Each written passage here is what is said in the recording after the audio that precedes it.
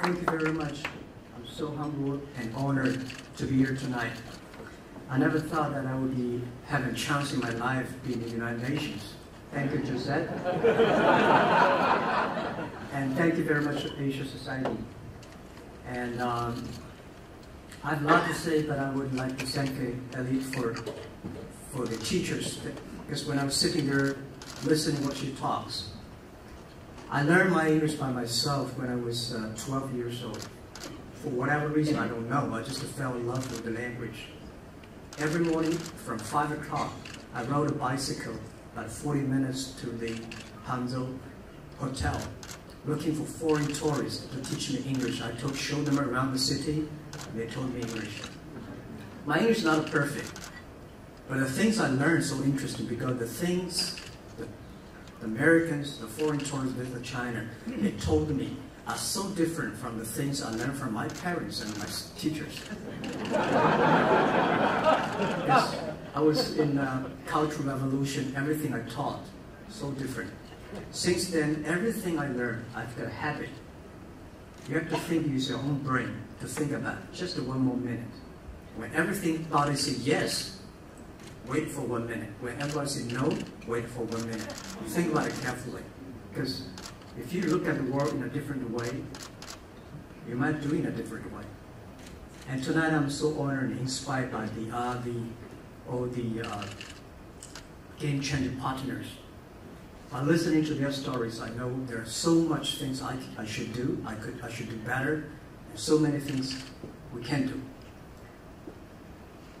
And I think that I'm here today not to represent myself, it's to represent all the small guys, all the small business that I've been working with.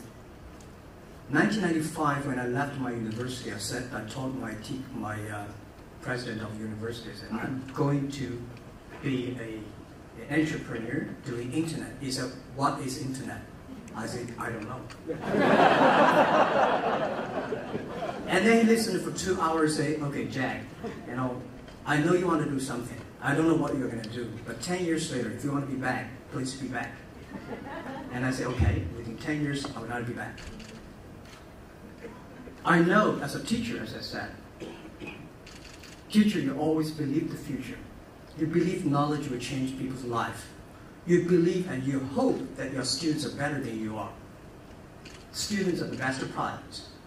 Today, I'm not a teacher, but I got CEO and the Chief Education Officer of my school.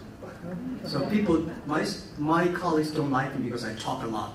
And I say, I do the talk, you do the work. That's a lot of work, right? When I started the business, because it's so difficult to be a small business owner in China. It took me 5 months to borrow $500 and still failed. No chance. And and I have no any idea about how to run a business. And when I go to register a company called Internet, the registering officer said, no, there's no such a word internet in the dictionary. How can you register an internet? So he said, you have to register another name. So I said, what's the name? He said, Computer Consulting Firm.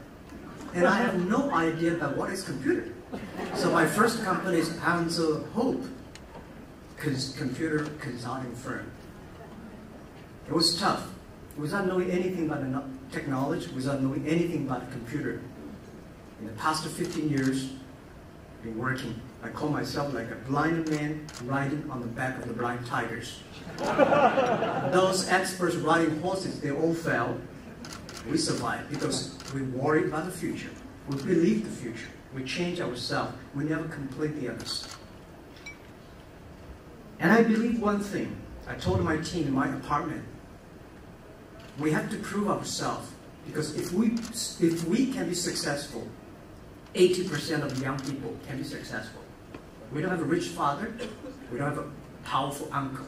We do not get $1 from government. We do not get $1 from the banks. We start from zero. So we have to work hard. It's not a proof of us. It's a proof of our generation. It's proof of the internet power. So this is I always keep on sharing with the young people. And the other thing, I believe always is small is beautiful. If nobody help the small guys, we can use internet to help the small guys.